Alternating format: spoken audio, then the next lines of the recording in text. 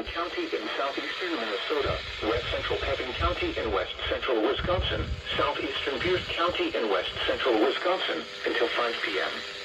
At 4:35 p.m., a severe thunderstorm was located over Bay City, or 7 miles northeast of Red Wing, moving southeast at 30 miles per hour.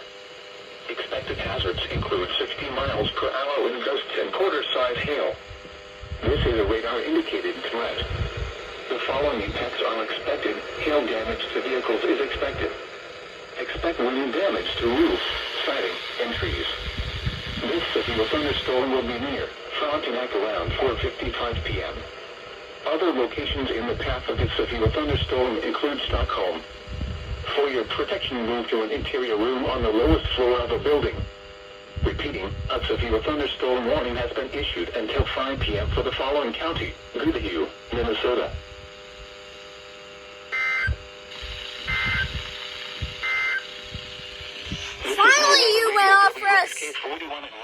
Finally, you went off for a first header.